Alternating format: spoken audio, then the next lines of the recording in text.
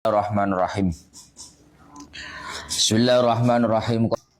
Faslun fi umurin tukhalifu fiha al-mar'atu ar-rajula fi sholati. Sekarang fasal menjelaskan tentang beberapa teknis di mana perempuan dan laki-laki itu berbeda di dalam pelaksanaan sholatnya. Laki-laki sama perempuan sholatnya sama nggak? Sama.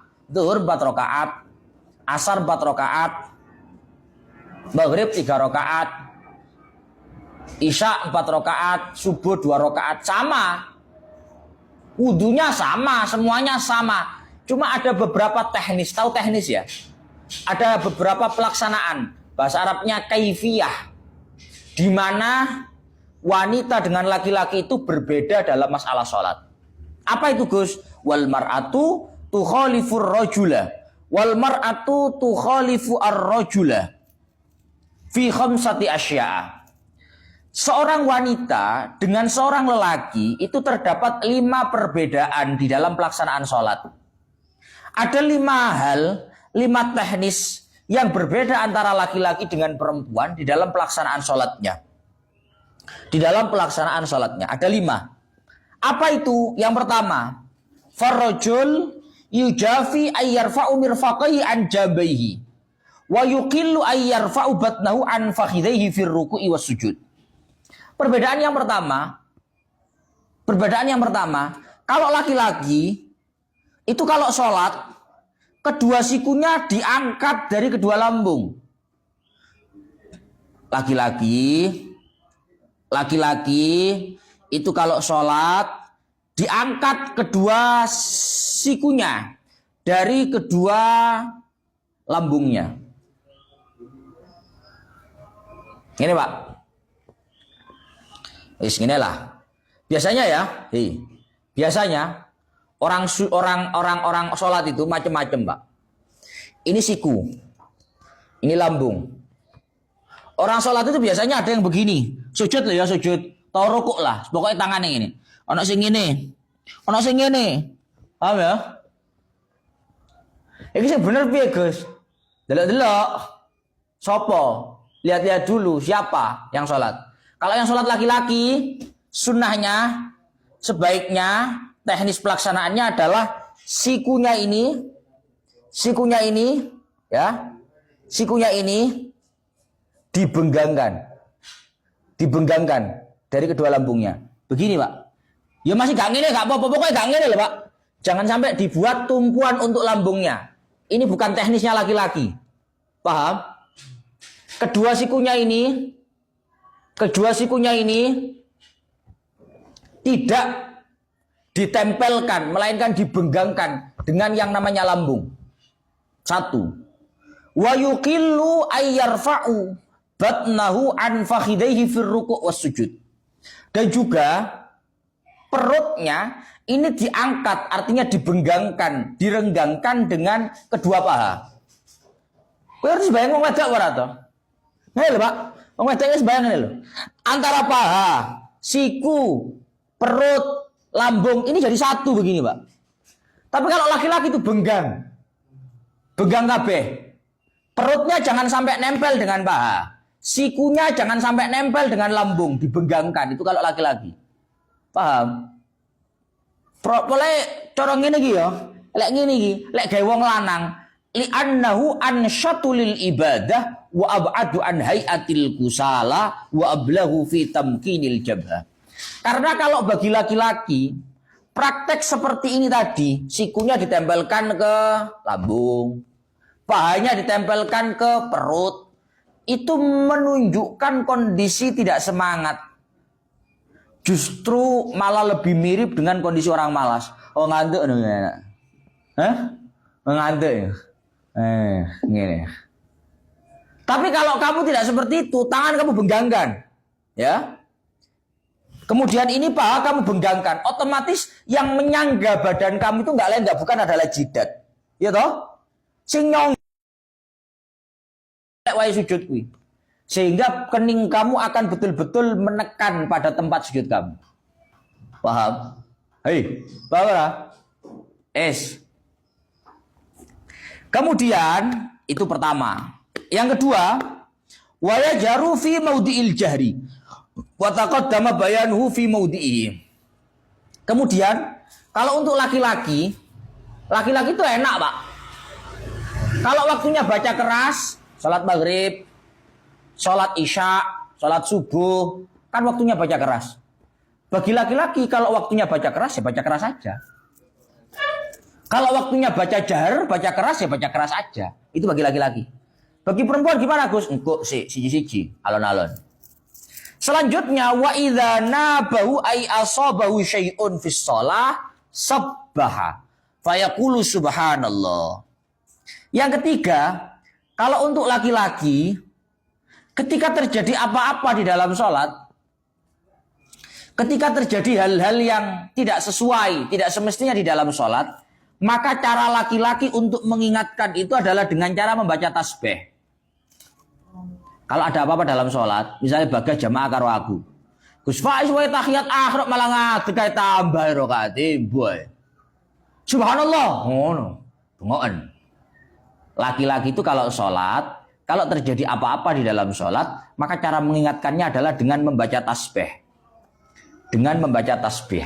Tapi, iling-ilingan Pak, membaca tasbih itu because dzikri faqat. Tujuannya membaca zikir saja. Apa tujuannya baca subhanallah? Baca zikir saja. Titik. Oh, gak iso, Gus. Oh, subhanallah kok baca zikir tok. Yo gak, ini artinya bengok imam ini. Au ma'al i'lam. Diniati zikir sekaligus mengingatkan imam. Double lo ya, dua lo ya. Au atlaqo, atau dimutlakan. 3 ya. Niat zikir saja. Atau niat zikir beserta mengingatkan. Atau dimutlakan. Pokoknya baca subhanallah. Maka kalau seperti itu sholatnya tidak batal. Sholatnya tidak batal. Kalau diniati baca zikir, diniati zikir dan mengingatkan, diniati mutlak, itu nggak batal. Tapi awil i'lami faqat batalat.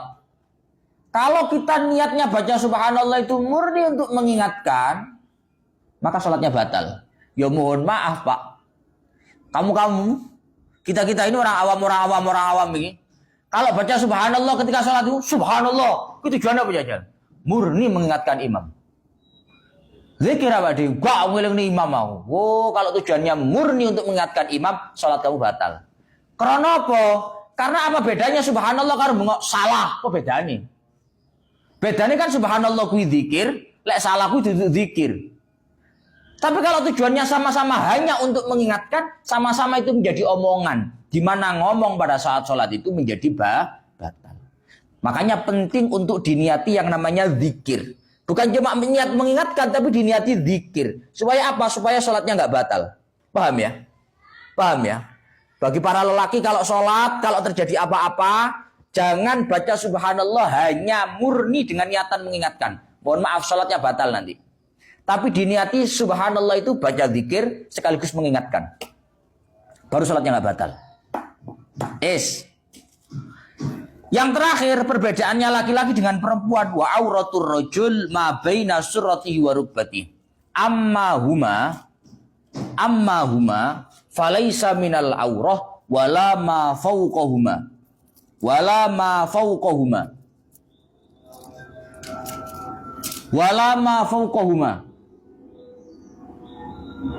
Kemudian untuk yang terakhir perbedaannya laki-laki dengan perempuan. Kalau untuk laki-laki itu auratnya anggota yang ada di antara pusar sampai lutut. Anggota yang ada di antara pusar sampai lutut. Tapi pusar dan lututnya itu bukan aurat. Begitupun yang ada di atas pusar, di bawah lutut itu bukan aurat juga. Itu untuk laki-laki. Yang perempuan belum Gus cara mengingatkannya. Panjang durung, 5-5 durung. Sabar, gantian. Itu sudah 5 untuk laki-laki. Sekarang ganti yang perempuan. Wal mar'atu tukhalifur rajula fil khamsatil madhkurah. Sedangkan untuk wanita, sedangkan untuk perempuan, itu teknis pelaksanaannya dalam 5 hal tadi itu berbeda dengan laki-laki. Dalam 5 hal tadi, teknis pelaksanaannya perempuan itu berbeda dengan laki-laki tadi. Gimana Gus? Fa'inna tazummu ba'daha ila ba'din. Fatulsiku batnaha bi fakhidaiha fi ruku'iha wa sujudiha. Yang pertama, laki-laki sama. Yang pertama, perempuan itu kalau sholat tadhummu ba'daha bi ba'din. Antara satu anggota dengan anggota yang lain itu dikumpulkan, ditemukan, ditepung nih bahasa Jawa. Dikelompok nih. Artinya gimana? Artinya perut dengan paha nempel. Tempelkan. Siku dengan lambung tempelkan. Ngene lho. Salat ngene lek ruku. Sujud, siku dengan ini nempel, perut dengan paha nempel. Tujuannya apa? Li'annahu astarulil mar'ah. Karena praktek yang seperti ini jauh lebih menutupi, jauh lebih menjaga kepada kondisi wanita daripada kondisi benggang. Paham? Lek wong lanang sing dijogo apa nih? Ya Ruk, kucara ngene sing dijogo apa nih? Hah? Duit ricik nang sa. Gak lugur. Bayar duit ricik nang sa gak lugur Ruk ngene. Makanya kalau laki-laki praktek seperti itu malah makruh. Karena kalau untuk laki-laki praktek seperti itu justru nampak kondisi malas bagi laki-laki. Tapi kalau untuk wanita, kondisi semacam itu astarulil mar'ah. Itu jauh lebih menjaga, jauh lebih menutup bagi seorang wanita terhadap dirinya. Yang wedok ngene salatnya, Pak. Hah? Oh ya. Kemudian yo beda lah kondisinya, Pak. Beda. Kondisinya beda. Yo, ini menunjukkan bahwa Islam itu sangat menjaga harkat martabatnya seorang wanita. Wong sak sembayang wae carane dijogo. Padahal cara sembayang, wong wedok lho gone ijen gak gumbul faruk. Hah? Cara nglembre gak didelok faruk ya, niruk ya. Tapi syariat itu enggak seperti itu. Syariat itu ingin sangat menjaga harkat martabatnya wanita. Sampai kondisi sholatnya wanita yang sudah sendiri tempatnya, itu pun teknis badannya masih dijaga. Masih masih diatur. Lah wong sembayang lho ora bareng faruk. Ngono lho teknisnya dijogo. Ngene ya salate ya cek tertutup biar terkondisikan biar aman. Itu saking jogone syariat nanggone harkat martabat wanita. Padahal gak gumbul faruk, gak gumbul bagas. Hah? Ya Allah ya Rabbi ya Karim. Bon, kemudian selanjutnya wa tahfadhu sautaha in sallat bi hadratir rijalil ajanib fa in sallat munfaridatan anhum jaharat. Selanjutnya, wanita itu berbeda dengan laki-laki dalam teknisnya. Teknis pelaksanaan sholatnya. Perbedaannya adalah kalau wanita ketika sholat itu suaranya dipelankan meskipun waktunya keras. Sholat hari bagus, pelan aja suaranya pelan. Mohon maaf pelan aja. Wanita meskipun sholatnya sholat jahar, sholat yang keras seperti sholat maghrib, isya, subuh, suaranya keras saja. In sholat bihadratil rijal al ajanib. Kalau wanita itu sholat di hadapan, di tempat yang suaranya mampu didengar oleh laki-laki yang bukan mahramnya. Kalau wanita itu sholat di tempat yang suaranya mampu didengar oleh laki-laki yang bukan mahramnya. Bis. Oleh laki-laki yang bukan mahramnya. Gus, tapi kan yang namanya suara wanita itu bukan aurat, meskipun bukan aurat. Nang injuri ini baju ini diomong ngene, Pak. Wa tahfadhu sautaha ay bihaitsu la yasma'uha man shallat bihadratihi minar rijalil ajanib dan al-taf'an lil fitnah. Wanita itu suaranya dipelankan sampai pada titik suara wanita itu tidak mampu didengar oleh laki-laki yang bukan mahramnya. Semata-mata untuk menjaga fitnah. Semata-mata untuk menjaga fitnah. Ya. Semata-mata untuk menjaga fitnah. Saya kira gak ya, Pak. Malas pikiran gede. Malas pikiran gede corong ini. Enak-enak coro suarane dibianterno jero musala lho wong lanang gak krungu. Wong sembayang jamaah wedok tok ya. Malah gak, malah ki corong ngene. Ya piye ya? Ya sing ngono kuwi lah, Pak. Dosa tak Gus, gak dosa. Oh, suaranya wanita itu bukan aurat. Gak dosa, tapi makruh. Gak dosa tapi makruh. Gus, kenapa tahu kok suaranya wanita itu diperintahkan untuk lirih meskipun pada sholat yang sunnah untuk keras? Semata-mata untuk daf'an lil fitnah, Pak. Untuk menolak yang namanya fitnah. Kowe tak kandhani, Pak ya. Wong wedok itu suaranya mengundang hal-hal yang tidak perlu diundang. Ya gitu. Barang-barang ora perlu diundang ya, Lho. Lho, guyu baru. Faruk lho senyum lho gas lho gas Faruk. Itu akan mengundang hal-hal yang tidak perlu diundang. Suaranya wanita itu. Kurang ngerti wong wedok lek kadung suarane lemah gemulai ngono.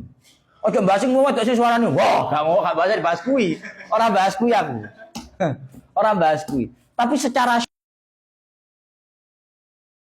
sya'nu, Pak. Secara sya'nu, secara bawaan. Arti secara bawaan ya. Iki orang bahas lain-lain ora. Bahas secara bawaan, secara sya'nu. Suaranya wanita itu ya mengundang hal-hal yang enggak perlu diundang itu tadi, Pak.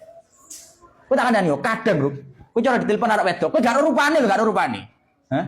Arek iki merongos tak gak yo karo. Telepon awakmu. Ngono iku krungu suarane masyaallah jare baru. Padahal kowe cara kepethuk menungsane. Masyaallah kayak uden-udenan ngene model. Tapi krungu suarane kan gak kayak ngono kok, beda. Artinya apa? Suara wanita tanpa melihat wajah itu sudah punya daya tarik tersendiri, paham? Hah? Paham ya? Wong kadang wong wedok masih wayu lek suarane wah ngene wedeni kok. Hah? Ilang ayune. Loh, karena memang suara itu punya daya tarik tersendiri, Pak. Daya tarik yang berbeda dengan urusan wajah. Oh, kadang Faruk telepon karo wong kok. Karo wajahe. Masyaallah katonen ayune barang ketemu innalillahi wa inna ilaihi raji'un. Ah kok ngene menungsane iki.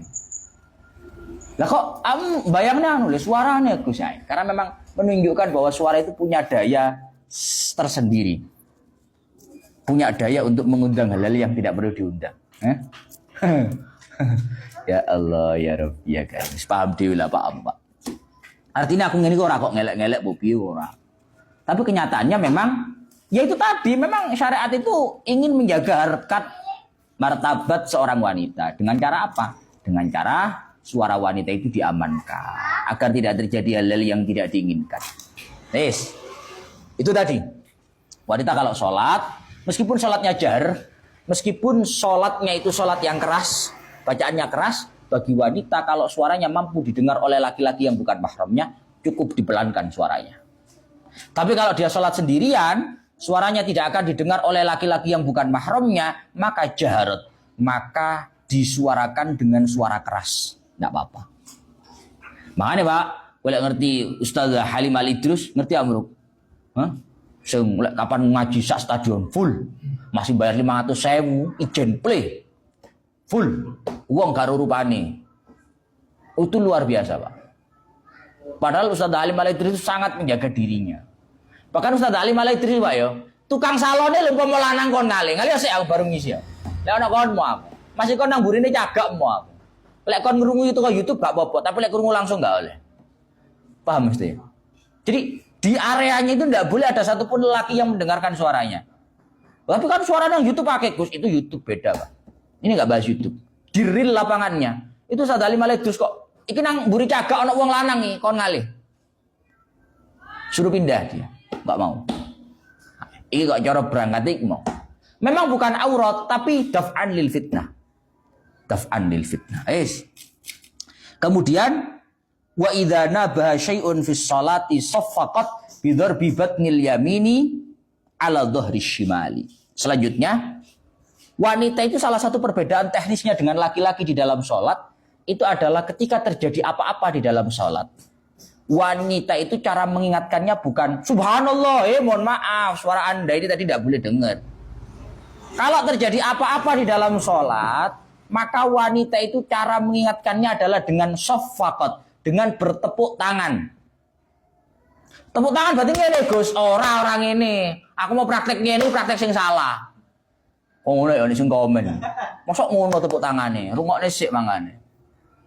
Kalau ada apa-apa di dalam sholat, teknisnya perempuan dalam mengingatkan itu adalah dengan menepuk tangan. Gimana praktiknya? Bidor bibat nil yamin ala dhahri shimal. Dengan memukulkan batinnya tangan kanan.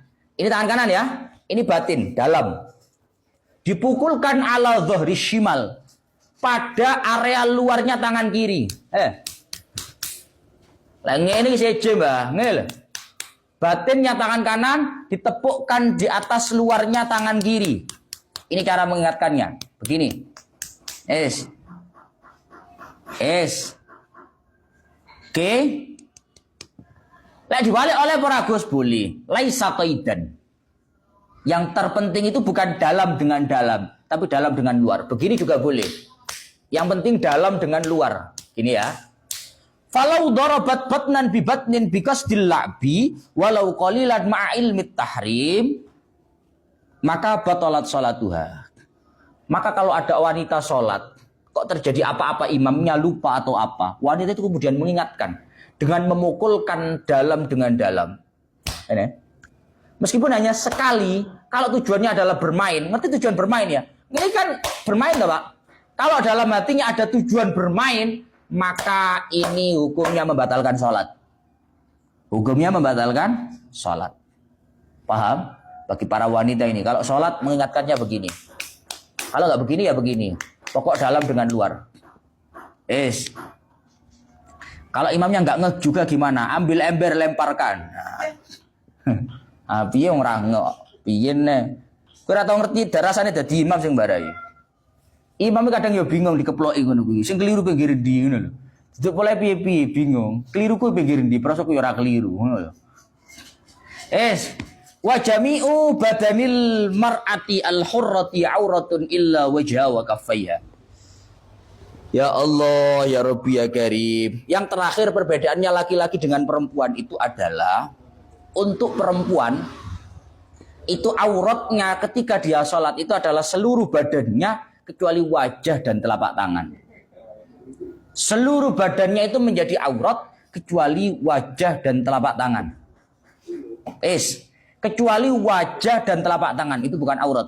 Telapak tangan ini luar dalam bukan aurat. Terus kalau tak mau ngewi lah Pak, masuk rabudeng aja. Wajah itu batasnya ya ini tempat tumbuhnya rambut sampai dagu, ya, samping sampai samping. Maka dari itu,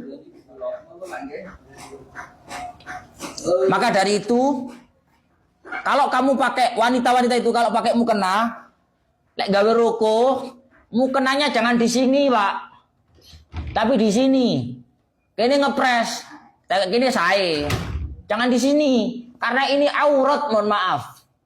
Karena yang bukan aurat dalam sholat untuk wanita itu wajah, wajah itu ya ini, janggut ini batasnya. Makanya kalau pakai mukena, jangan gini. Eman buluku putih Gus, masih bulumu putih, bapak ireng arep ngono ya. Pokoknya di sini. Soalnya biasanya sing lali iki. Kalau untuk telapak tangan, ini luar dalam bukan aurat, sampai pergelangan. Sampai pergelangan ini bukan aurat. Pergelangan ke bawah ini aurat. Maka jangan sampai kalau pakai mukena, mukenanya turun, blorot jadi wong Jawa. Bahasa Indonesia apa? Blorot bahasa Indonesia apa? Blorot lah. Pakai mukena ya, awalnya rapopo. Kemudian pas ruku blorot gini, turun. Nah, ini jangan sampai. Makanya biasanya disiasati ada karetnya di sini. Ada karetnya biasanya. Lek gak ono karete ngono dikei cantolan. Ngerti cantolan ya? Dikasih tali, nyantol di sini. Di jari. Itu untuk pengaman. Wa hadhi auratuha fis shalah. Ini adalah auratnya laki-laki. Auratnya perempuan di dalam salat. Amma kharijas shalah fa auratuha jami'ul badan. Kalau untuk auratnya perempuan di luar salat itu adalah semua badan, seperti yang sudah dijelaskan kapan hari. Wal amatu karrajul fatakunu auratuha ma baina surratiha wa rubbatiha. Yang terakhir untuk wanita amat, wanita yang statusnya adalah budak, auratnya sama dengan laki-laki. Apa itu Gus? Anggota yang ada di antara pusar sampai lutut. Tapi ini gak penting. Saya kira enak wong wedok budak ra enak. Bien. Saya kira enak. Amat itu tidak ada. Pun faslun fi adati mubtilati shalah. Samenten lanjut besok ila akhirullah alam bisawab. Wis gumo-gumo ya Pak. Maghrib Bang.